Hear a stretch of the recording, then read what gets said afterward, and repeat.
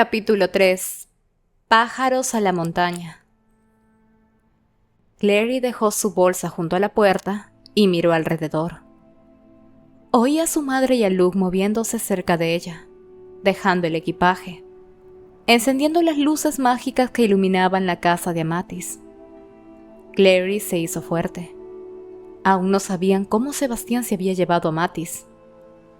Aunque el lugar ya había sido examinado por miembros del consejo en busca de materiales peligrosos, Clary conocía a su hermano.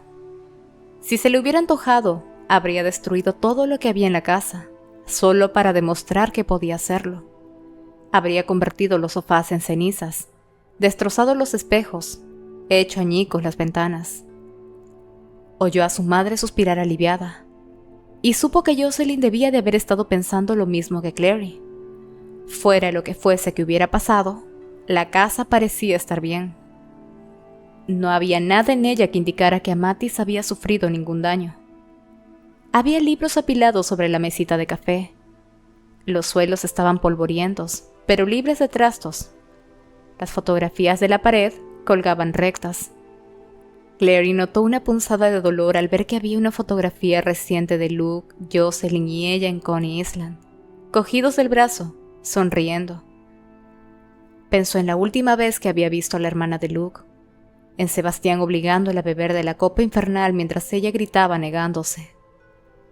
El modo en que su carácter había desaparecido de sus ojos después de haber tragado el contenido de la copa. Clary se preguntó si sería así ver morir a alguien, aunque también había visto la muerte. Valentine había muerto ante ella.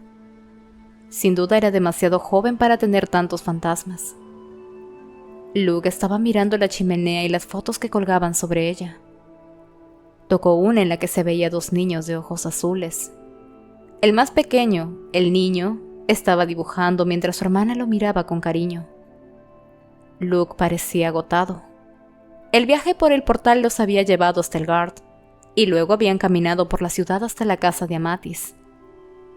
Luke aún se encogía a menudo por el dolor que le causaba la herida en el costado, que no acababa de sanar. Pero Clary dudaba de que fuera la herida lo que lo estaba afectando en ese momento. El silencio de la casa de Amatis, las confortables alfombras del suelo, los recuerdos personales cuidadosamente colocados, todo hablaba de una vida corriente interrumpida de la manera más horrible. Jocelyn se acercó a Luke y le puso la mano en el brazo, murmurando algo tranquilizador. Él se volvió y apoyó la cabeza en su hombro. Era más consolador que romántico, pero aún así, Clary sintió como si se encontrara ante un momento íntimo. Sin hacer ruido, cogió la bolsa y subió la escalera. La habitación de invitados no había cambiado. Pequeña, las paredes pintadas de blanco, las ventanas circulares como ojos de buey. Ahí estaba la ventana por la que Jay se había colado una noche, y la misma colorida colcha en la cama. Dejó la bolsa en el suelo cerca de la mesilla de noche. La mesilla de noche en la que Jay le había dejado una nota por la mañana, diciéndole que se marchaba y no iba a regresar. Se sentó en el borde de la cama, tratando de librarse de la telaraña de recuerdos. No había pensado en lo duro que sería regresar a Idris. Nueva York era su hogar, un lugar normal. Idris era la guerra y la devastación. En Idris había visto la muerte por primera vez. La sangre le golpeaba con fuerza en los oídos. Quería ver a Jace, ver a Alec e Isabel. Ellos le ayudarían a situarse. Le proporcionarían una sensación de normalidad. Podía oír muy bajito a su madre y a Luke moviéndose en el piso de abajo. Quizás el tintineo de las tazas en la cocina. Se levantó y se dirigió a los pies de la cama, donde había un baúl cuadrado. Era el baúl que Amatis había subido para ella la vez anterior para que buscara algo de ropa. Se arrodilló ante él y lo abrió. La misma ropa, cuidadosamente colocada entre capas de papel. Uniformes escolares, jerseys y vaqueros, camisas y faldas de vestir. Y bajo todo eso un vestido que Clary había pensado al principio que era un vestido de novia. Lo sacó.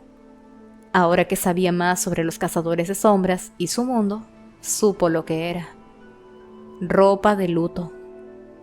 Un sencillo vestido blanco y una chaqueta entallada con runas plateadas de luto tejidas en la tela, y en los puños un dibujo casi invisible de pájaros. Garzas. Clary colocó la ropa cuidadosamente sobre la cama. Podía imaginarse a Mattis con esas prendas después de la muerte de Stephen Herondale, poniéndoselas, alisando el tejido, abotonándose la chaqueta, para llorar por un hombre con el que ya no estaba casada. Prendas de luto para alguien que no había podido llamarse viuda. Clary era su madre apoyada en la puerta, observándola. ¿Qué son esas? Oh, cruzó la habitación, acarició las telas del vestido y suspiró.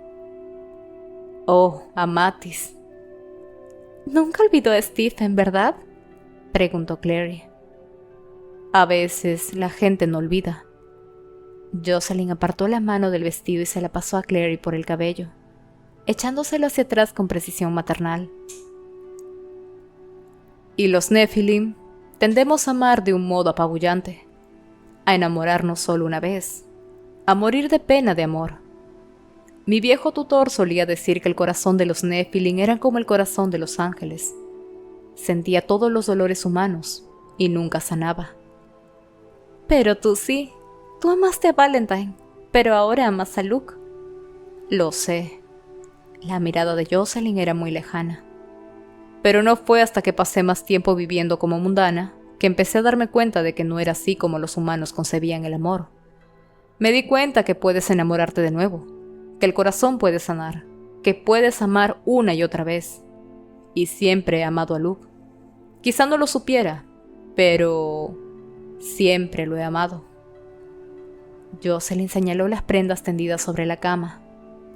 Deberías llevar esa chaqueta de luto, mañana. ¿A la reunión?, preguntó Clary sorprendida. Hay cazadores de sombras que han muerto o que se han vuelto oscuros, contestó Jocelyn. Cada uno de los cazadores perdidos es el hijo de alguien, el hermano, la hermana, el primo. Los Nephilim somos una familia con problemas, pero... Acarició el rostro de su hija, aunque mantuvo su expresión oculta entre las sombras. Duerme un poco, Clary. Mañana será un día muy largo. Después de que su madre cerrara la puerta al salir, Clary se puso el camisón y se metió en la cama, obediente. Cerró los ojos y trató de dormir, pero el sueño no llegaba. Las imágenes no paraban de estallar tras sus párpados como fuegos artificiales. Ángeles cayendo del cielo, sangre dorada y Turiel encadenado, con los ojos cegados, explicándole la forma de las runas que le había dado a lo largo de su vida, las visiones y los sueños del futuro. Recordó los sueños en los que había visto a su hermano con alas negras que salpicaban sangre caminando sobre un lago helado. Apartó la colcha. Tenía calor y le picaba todo. Estaba demasiado tensa para dormir. Se levantó de la cama y bajó en busca de un vaso de agua. El salón estaba en tinieblas. Una tenue luz mágica iluminaba el pasillo. Le llegaron murmullos desde el otro lado de la puerta. Alguien estaba despierto y hablando en la cocina. Clary avanzó cautelosamente hacia allí hasta que los susurros comenzaron a tomar forma y contenido. Primero reconoció la voz de su madre, tensa de inquietud. «Pero no entiendo cómo puede haber estado en este armario», estaba diciendo. «No la había visto desde que Valentine se llevó todo lo que teníamos en Nueva York». Luego habló Luke. «¿No dijo Clary que la tenía Jonathan?» «Sí, pero entonces hubiera sido destruida con aquel maldito apartamento, ¿no?» La voz de Jocelyn se alzó mientras Clary se acercaba hasta la entrada de la cocina. «El que tenía toda la ropa que Valentine me había comprado, como si yo fuera a regresar». Clary se quedó muy quieta. Su madre y Luke estaban sentados ante la mesa de la cocina. Ella tenía la cabeza apoyada en una mano, y Luke le estaba frotando la espalda. Clary le había explicado a su madre todo lo referente al apartamento, cómo Valentine había conservado allí todas las cosas de Jocelyn, convencido de que algún día su esposa volvería a vivir con él. Su madre la había escuchado con calma, pero era evidente que esa historia la había afectado más de lo que Clary llegó a pensar. Ya no está, Jocelyn, dijo Luke. Sé que puede parecer casi imposible. Valentine siempre había sido esa imponente presencia, incluso cuando estaba oculto. Pero está muerto de verdad. Pero mi hijo no, repuso Jocelyn. ¿Sabes que solía sacar esta caja y llorar sobre ella todos los años el día de su cumpleaños? A veces soñaba con un niño de ojos verdes, un niño que nunca había sido envenenado con sangre de demonio, un niño que podía reír y amar y ser humano. Y ese era el niño por el que lloraba, pero ese niño nunca existió. Sacarle y llorar sobre ella, pensó Clary. Sabía a qué caja se refería su madre. Una caja que era un memorial a un niño que había muerto, aunque aún vivía. La caja había contenido mechones de cabello del bebé, fotos y un zapatito. La última vez que Clary la había visto estaba en posesión de su hermano. Valentine debía de habérsela dado, aunque Clary nunca había entendido por qué Sebastián la conservó. No era un tipo sentimental. Tendrías que decírselo a la clave, dijo Luke. Si es algo que tiene relación con Sebastián, querrán saberlo. Clary notó que se le helaba el estómago. Ojalá no tuviera que hacerlo, repuso Jocelyn. Ojalá pudiera tirarlo todo al fuego. No soporto que todo esto sea culpa mía, gimió. Y lo único que siempre he querido ha sido proteger a Clary, pero lo que más miedo me da por ella, por todos nosotros, es alguien que ni siquiera estaría vivo si no fuera por mí. La voz de Jocelyn se había vuelto seca y amarga. Debí haberlo matado cuando era un bebé, dijo, y se echó hacia atrás, apartándose de Luke. Clary vio entonces lo que había encima de la mesa de la cocina. La caja de plata, tal y como ella la recordaba, pesada, con un cierre sencillo y las iniciales JC talladas en el costado. El sol de la mañana destellaba sobre las verjas nuevas frente al Guard. Las viejas, supuso Clary, habrían sido destruidas en la batalla que había arrasado una gran parte del Guard y había requemado los árboles que se alineaban en la ladera de la colina. Al otro lado de la verja, vio Alicante a sus pies. El agua reluciendo en los canales, las torres de los demonios que se alzaban hasta donde los rayos del sol las hacían refulgir como mica al reflejarse sobre la piedra.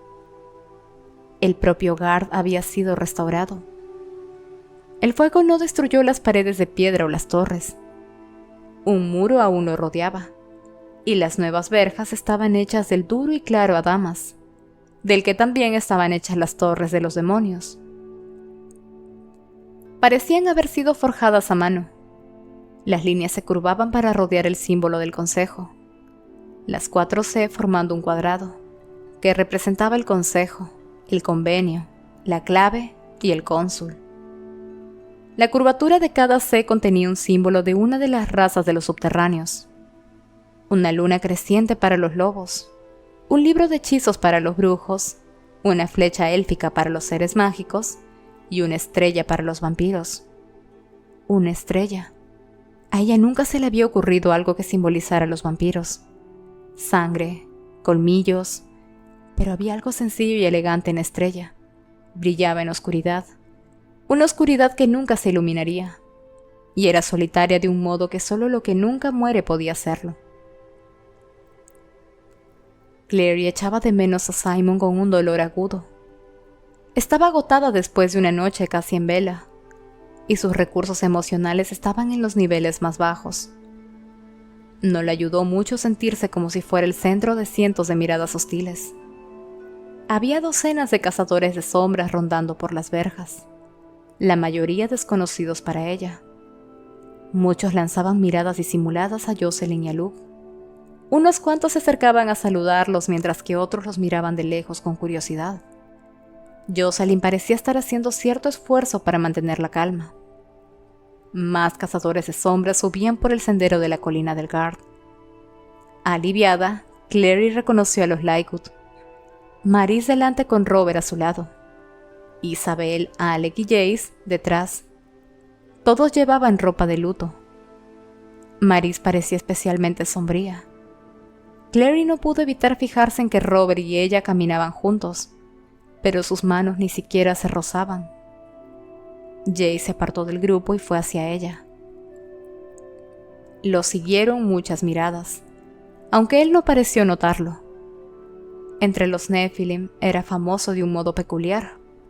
El hijo de Valentine, que no era realmente su hijo, raptado por Sebastián y rescatado por la espada del cielo.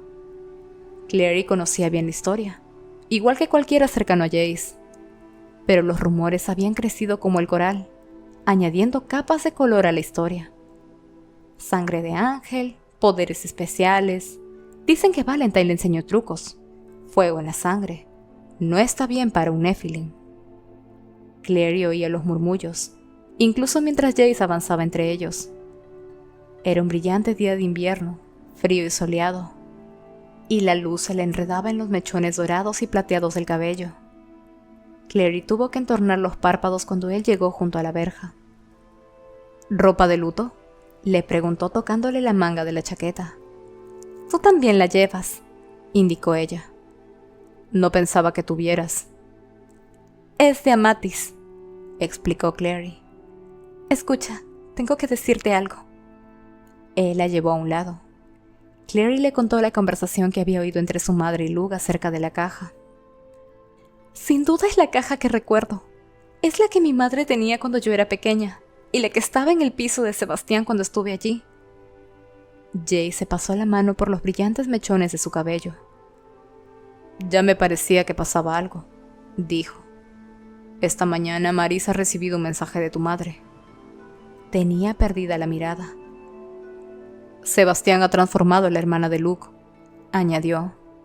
«Lo hizo a propósito, para hacerle daño a Luke y a tu madre a través de él. La odia.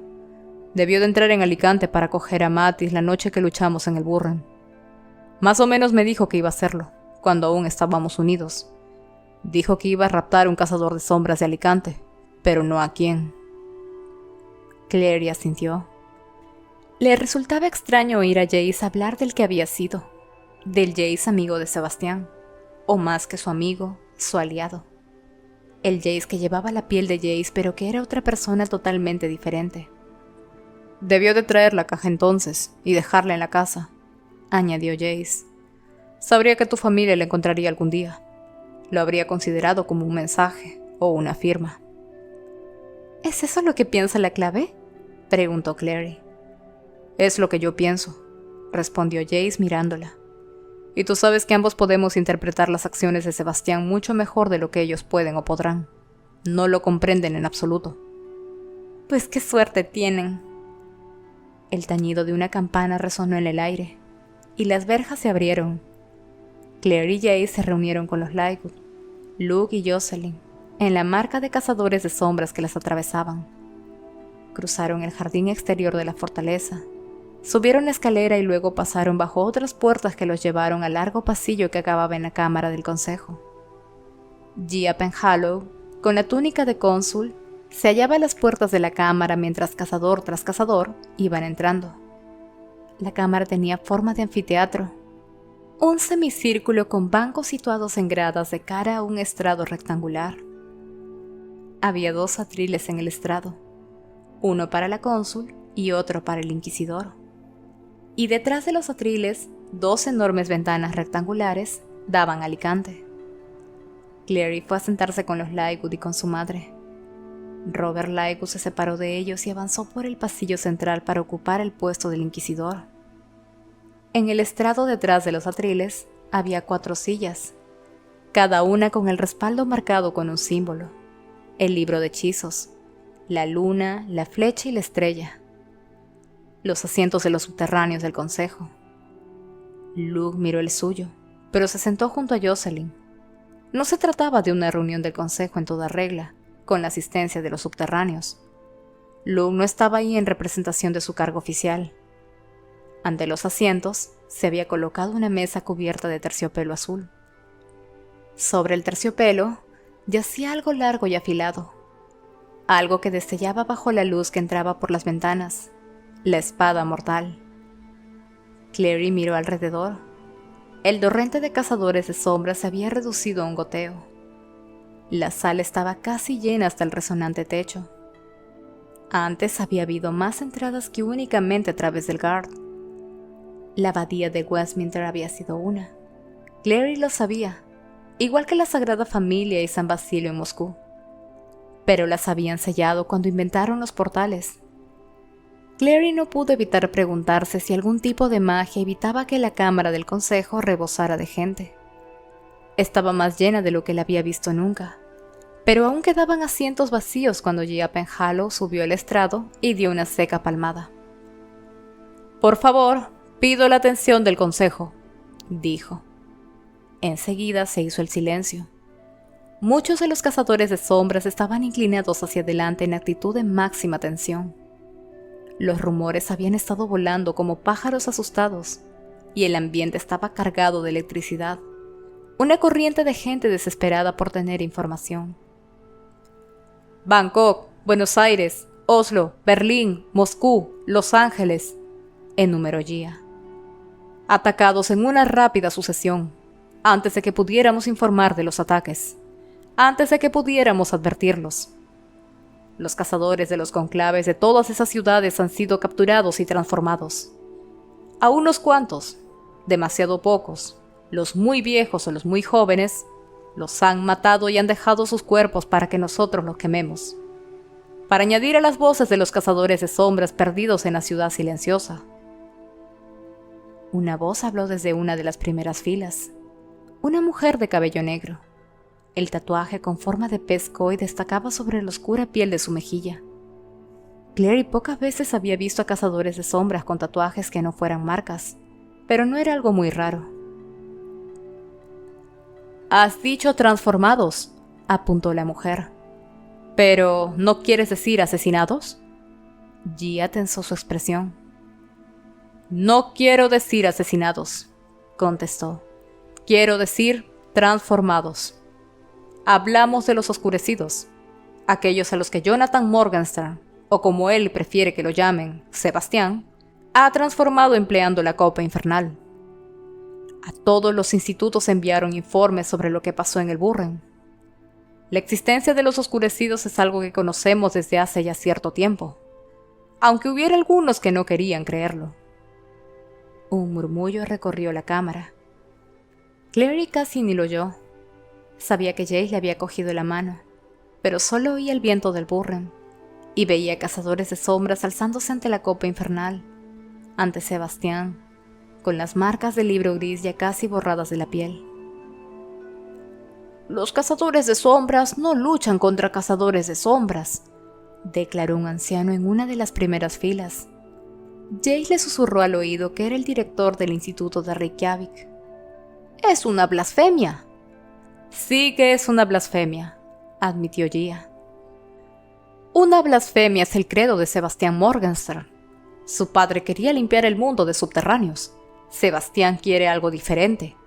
Quiere a los Nephilim reducidos a cenizas y quiere emplear a los propios Nephilim para lograrlo.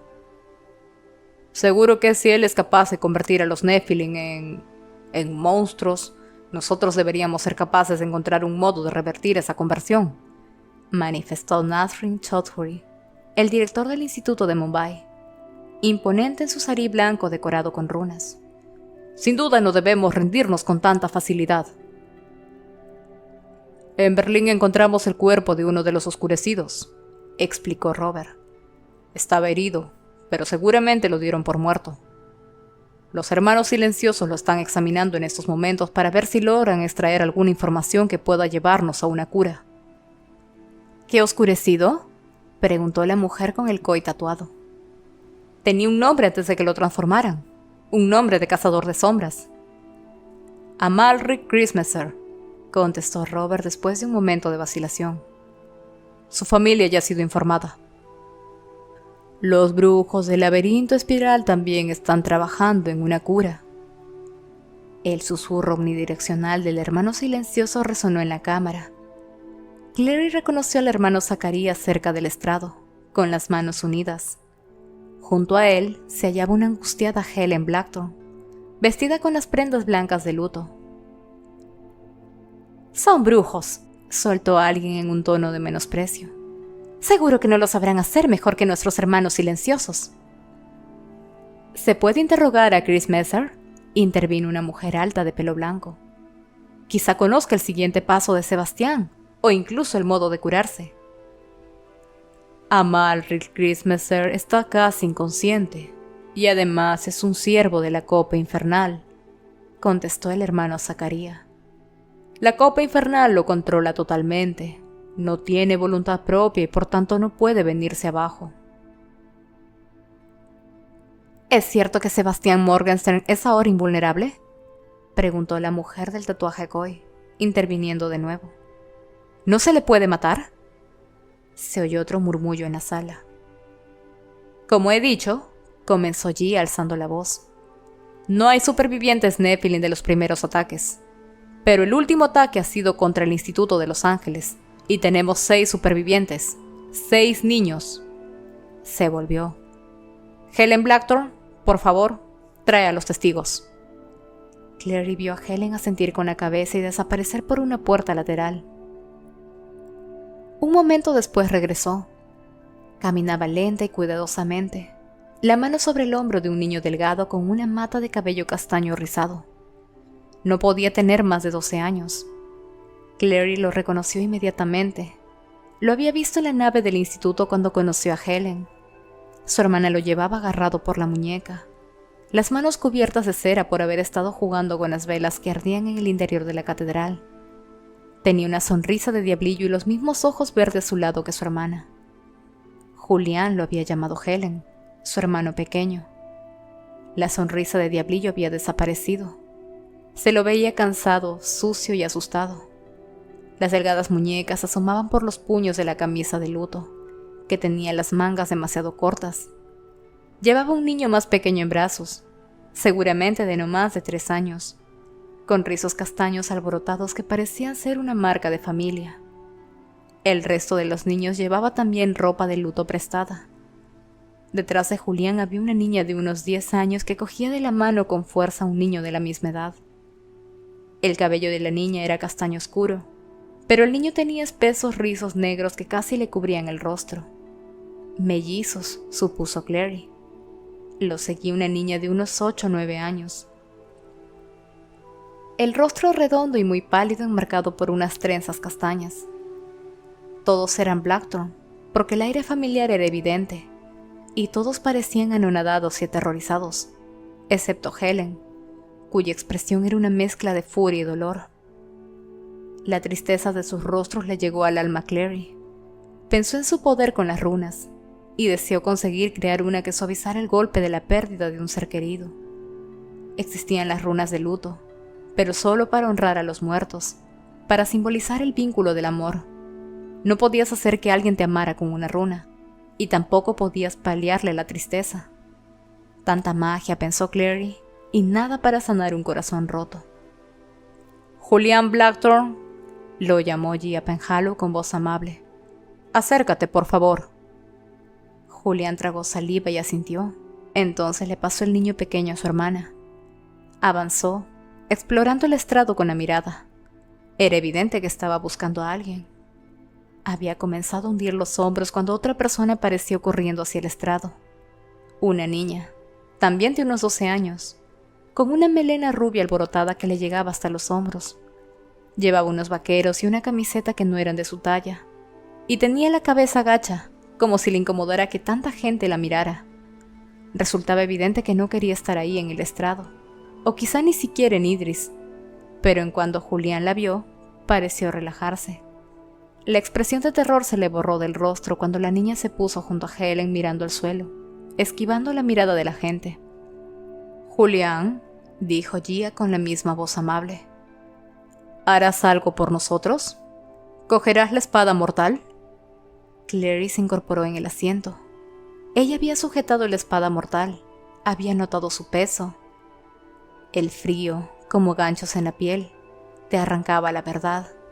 No se podía mentir sujetando la espada mortal, pero la verdad, incluso la verdad que se quería decir, resultaba una agonía. «No pueden hacer eso», susurró. «Solo es un niño». «Es el mayor de los niños que escaparon del Instituto de Los Ángeles», le explicó Jace a media voz. «No tienen alternativa». Julián asintió e irguió los delgados hombros.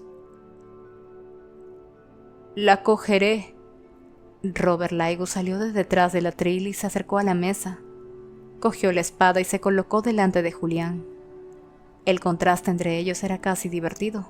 El hombre robusto de ancho pecho y el delgaducho niño de pelo revuelto. Julián tendió la mano y cogió la espada. Cuando cerró los dedos alrededor de la empuñadura, se estremeció y contuvo rápidamente una oleada de dolor. La niña rubia que tenía a su espalda comenzó a avanzar y Clary captó un destello de la expresión de su rostro, pura furia. Helen la agarró y la hizo volver a su lado.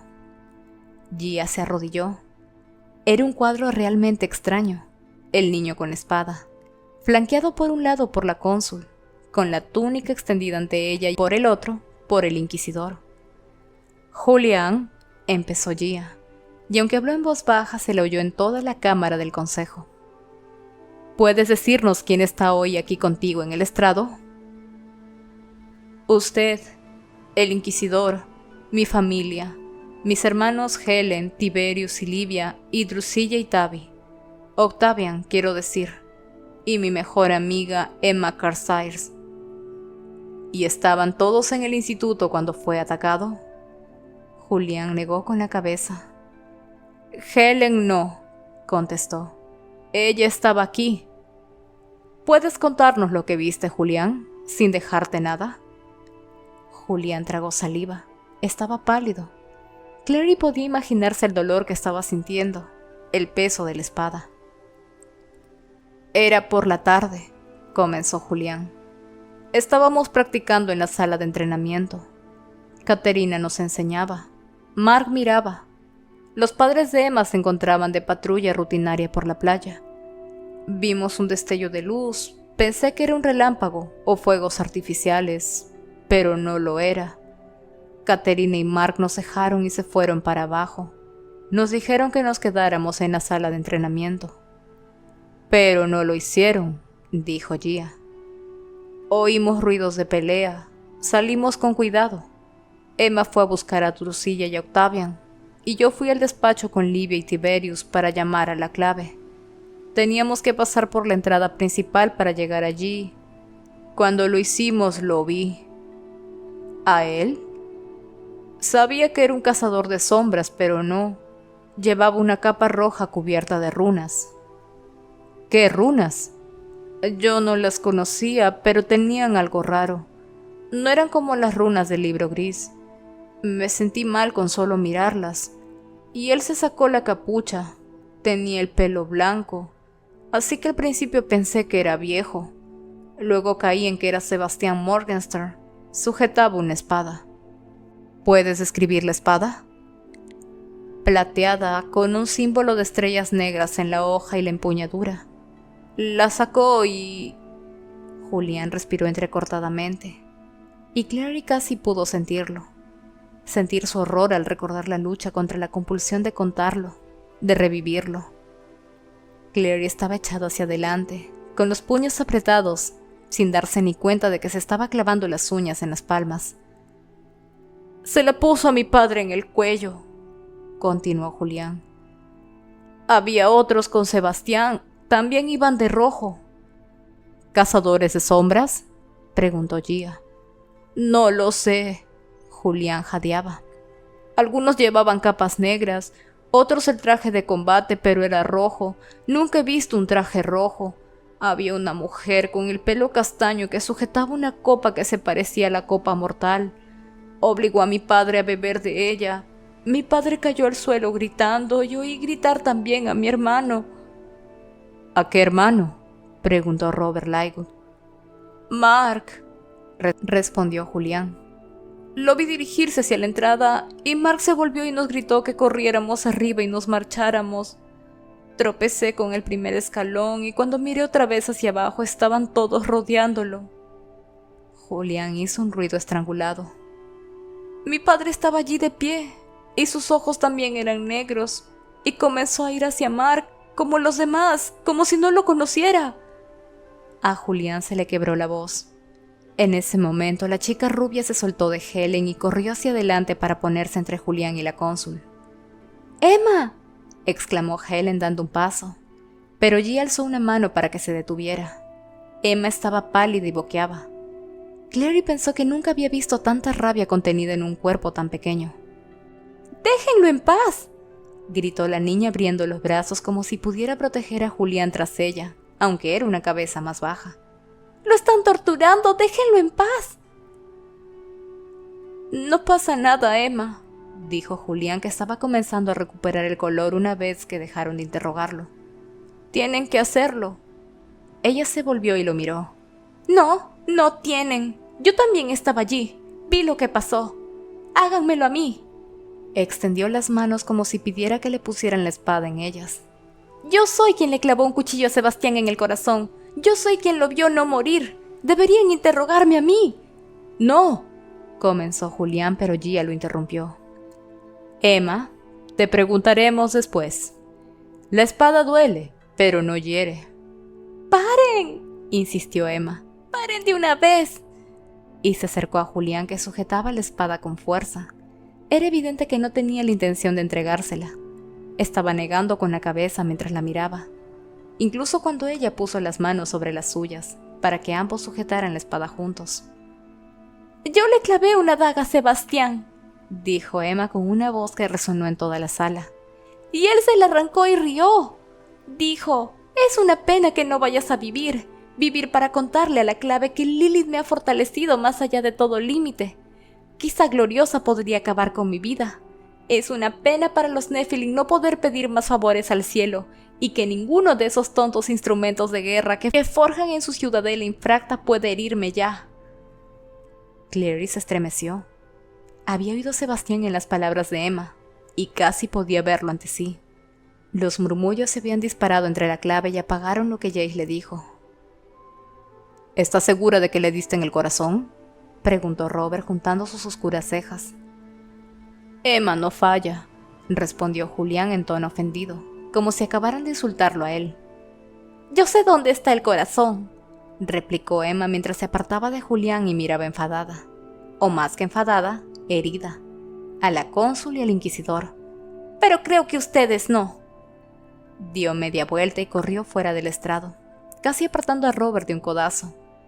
Desapareció por la misma puerta por la que había entrado, y Clary oyó su propia respiración saliéndole entre los dientes. ¿Acaso nadie iba a ir tras ella? Era evidente que Julián quería hacerlo, pero, atrapado entre la cónsul y el inquisidor, con el peso de la espada mortal en la mano, no podía moverse. Helen se había quedado mirando cómo Emma desaparecía con una expresión de descarnado dolor mientras sujetaba en los brazos al niño más pequeño, Tavi. Y entonces, Clary se puso en pie. Su madre fue a cogerla, pero ella ya corría por el inclinado pasillo entre las filas de asientos. El pasillo se convirtió en escalones de madera. Clary corrió sobre ellos, pasó ante la cónsul y el inquisidor, ante Helen, y se metió por la puerta de madera en pos de Emma. Casi tiró a Lynn, que rondaba por allí observando lo que pasaba en la cámara del consejo con el ceño fruncido. Su gesto ceñudo desapareció al ver a Clary, y pasó a ser una expresión de sorpresa. «¿Qué estás haciendo?», le preguntó. «La niña», dijo Clary sin aliento. «Emma, ha salido corriendo por aquí». «Lo sé, he intentado detenerla, pero se ha soltado, está muy...». Lynn suspiró y miró hacia la cámara del consejo, donde Gia había comenzado a interrogar a Julián de nuevo. «Ha sido muy duro para ellos, para Helen y los demás. Ya sabes que su madre murió hace unos años. Lo único que les queda ahora es un tío en Londres». «¿Quiere eso decir que van a trasladar a los niños a Londres?», preguntó Clary. «Ya sabes, cuando todo esto acabe». Lynn negó con la cabeza. «Han ofrecido a su tío la dirección del Instituto de Los Ángeles. Creo que esperan que acepte el trabajo y se encargue de los niños, aunque no sé si lo ha aceptado ya. Probablemente esté en estado de shock. Quiero decir, ha perdido a su sobrino, a su hermano. Andrew Blackthorne no está muerto, pero como si lo estuviera. En cierto modo es peor aún», concluyó en tono amargo. «Lo sé», repuso Clary. «Sé exactamente cómo es eso». Lynn la miró fijamente. «Supongo que sí», asintió. «Pero es que... Helen... Ojalá pudiera hacer más por ella. Se está reconcomiendo de culpabilidad porque estaba aquí conmigo y no en Los Ángeles cuando atacaron el instituto. Y lo intenta con todas sus fuerzas, pero no puede ser la madre de todos esos niños. y su tío aún no ha llegado. Y luego está Emma, que el ángel ayude. No le queda familia. Me gustaría hablar con ella, con Emma. Aline se puso un mechón de cabello tras la oreja. El anillo de los Blackthorne le destelló en la mano. No quiere hablar con nadie que no sea Julián. Déjame intentarlo, insistió Clary. Por favor. Aline miró la expresión decidida de Clary y suspiró. Por el pasillo, la primera puerta a la izquierda. El pasillo se curvaba alejándose de la cámara del consejo. Clary fue oyendo cada vez más lejos las voces de los cazadores de sombras mientras caminaba. Las paredes eran de piedra pulida, cubiertas con tapices que mostraban diferentes escenas gloriosas de la historia de los cazadores de sombras. La primera puerta que apareció a la izquierda era de madera y muy sencilla. Estaba un poco entreabierta, pero ella llamó rápidamente antes de abrirla, para no sorprender a quien estuviera dentro. Era una habitación sencilla, revestida de madera y con un montón de sillas colocadas de cualquier manera. A Clary le recordó la sala de espera de un hospital. Tenía el espeso ambiente de un lugar donde la gente sufría su angustia y dolor en un entorno desconocido. En un rincón había una silla apoyada en la pared, y en la silla estaba Emma. Era más pequeña de lo que le había parecido de lejos. Solo llevaba una camiseta de manga corta, y tenía marcas en los brazos desnudos, la runa de visión en la mano izquierda, así que debía de ser zurda, como Jace, que tenía sobre una corta espada desenvainada tendida sobre el regazo. De cerca, Clary vio que su cabello era de un rubio pálido, pero tan enredado y sucio que parecía más oscuro. Desde detrás de los enredos, la niña miraba directamente a Clary, desafiante. ¿Qué? Preguntó. ¿Qué quieres? Nada, contestó Clary y cerró la puerta a su espalda. Solo hablar contigo. Emma entrecerró los ojos, suspicaz. ¿Quieres usar la espada mortal conmigo? ¿Interrogarme? No, la han usado conmigo y es horrible. Lamento que la estén empleando con tu amigo. Creo que deberían encontrar otra manera. Creo que simplemente podrían confiar en él, replicó Emma. Julián no miente. Miró a Clary desafiante, como si la retara a contradecirla. Claro que no, asintió Clary, y avanzó un paso. Se sentía como si estuviera tratando de no asustar a algún animalillo del bosque. Julián es tu mejor amigo, ¿verdad? Emma asintió. Mi mejor amigo también es un chico. Se llama Simon. ¿Y dónde está? Emma miró más allá de Clary, como si esperara que Simon se materializara de repente. Está en Nueva York, contestó Clary. Lo echo mucho de menos. Emma la miró como si eso tuviera muchísimo sentido. Julián fue una vez a Nueva York, explicó. Lo eché de menos, y cuando regresó le hice prometer que no volvería a irse a ningún sitio sin mí. Clary sonrió y se acercó más a Emma. Tu espada es muy bonita, comentó señalando el arma que tenía la niña en el regazo. La expresión de Emma se suavizó un poco. Tocó la espada, que estaba grabado con un delicado dibujo de hojas y runas. La cruz era de oro, y a lo largo de la hoja había unas palabras grabadas. Soy Cortana, del mismo acero y temple que Yuyeus y Durendal. Era de mi padre. Ha ido pasando de un miembro a otro de la familia Carstairs. Es una espada famosa, añadió con orgullo. La forjaron hace mucho tiempo. Del mismo acero y temple que Yuyeus y Durendal, repitió Clary. Ambas son espadas famosas. ¿Sabes quiénes tienen espadas famosas? ¿Quiénes? ¿Los héroes? Afirmó Clary y se arrodilló en el suelo para poder mirar a la niña a la cara. Emma frunció el ceño. No soy ningún héroe, replicó. No hice nada para salvar a padre de Julián, ni a Mark. Lo siento muchísimo, le aseguró Clary.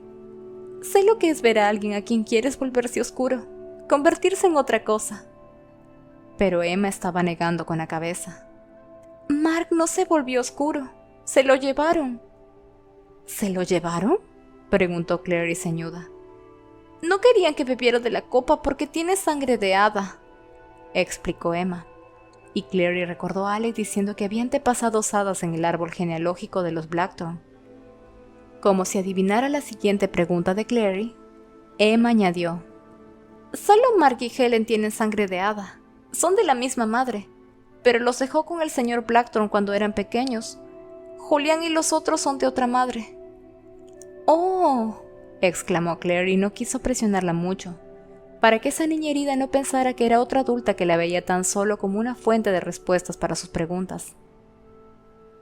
«Conozco a Helen. ¿Mark se le parece?»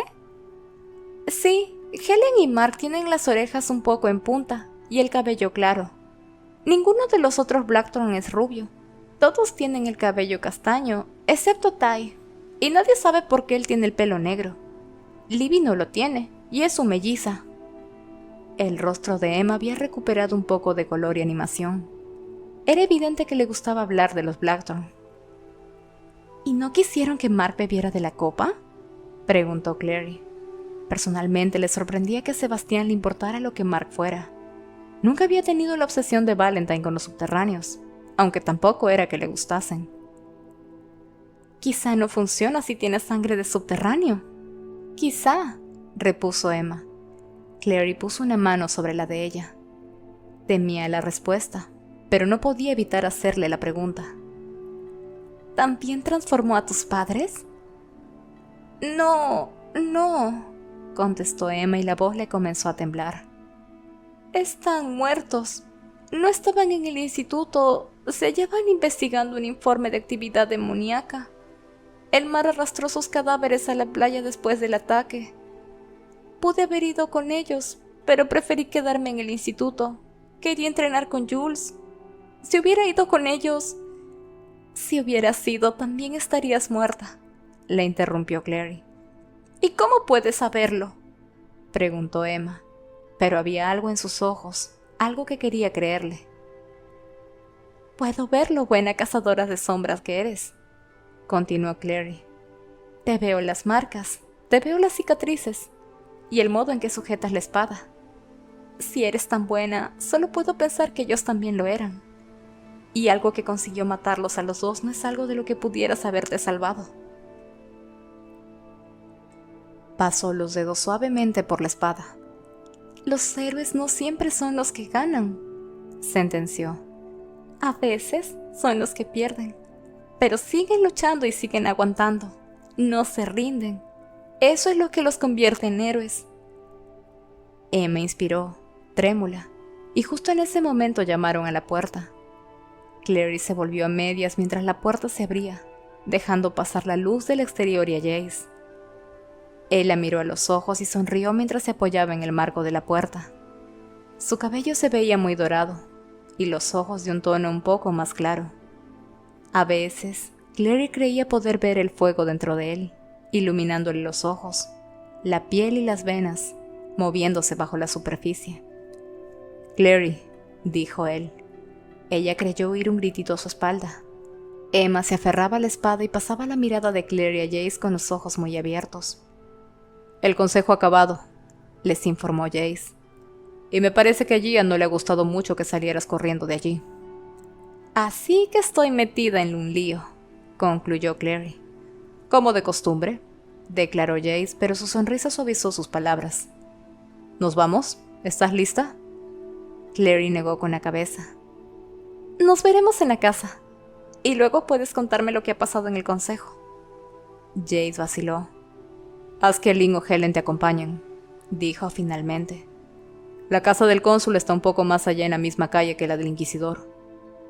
Se subió la cremallera de la chaqueta, salió de la habitación y cerró la puerta tras él. Clary se volvió hacia Emma, que seguía mirándola muy fijamente. «¿Conoces a Jace Lightwood?», preguntó Emma. «¿Qué?». «Es famoso», afirmó Emma con evidente asombro. «Es el mejor cazador de sombras, el mejor». «Es mi amigo», dijo Clary y se dio cuenta de que la conversación había tomado un giro inesperado. Emma la miró desafiante. «Es tu novio». «¿Cómo lo...?» «He visto cómo te miraba», explicó Emma. «Y además, todo el mundo sabe que Jace Lightwood tiene novia, ¿Y qué es Clary Fairchild? ¿Por qué no me has dicho tu nombre? Supongo que no esperaba que lo reconocieras, contestó Claire impresionada. No soy tonta, soltó Emma en un tono de enfado que hizo que Clary se sobresaltara antes de echarse a reír. No, no lo eres. Eres muy lista, afirmó. Y me alegro de que te hayas enterado de quién soy, porque quiero que sepas que puedes venir a hablar conmigo siempre que lo desees. No solo de lo que pasó en el instituto, sino de todo lo que te parezca. Y puedes hablar con Jace también. ¿Hace falta que te explique dónde encontrarnos? Emma negó con la cabeza. No. Su voz volvía a ser tranquila. Sé dónde está la casa del inquisidor. ¿Está bien? Clary se cogió las manos, sobre todo para no lanzarse a abrazar a la niña. No creía que a Emma le gustara. Se volvió hacia la puerta. Si eres la novia de Jace Lygood, deberías tener una espada mejor, dijo Emma de repente, y Clary miró la espada que se había colgado esa mañana, una vieja que había metido con sus cosas de Nueva York. Tocó la empuñadura. ¿Esta no sirve? Para nada, repuso Emma negando con la cabeza. Lo decía tan en serio que Clary sonrió. Gracias por el consejo.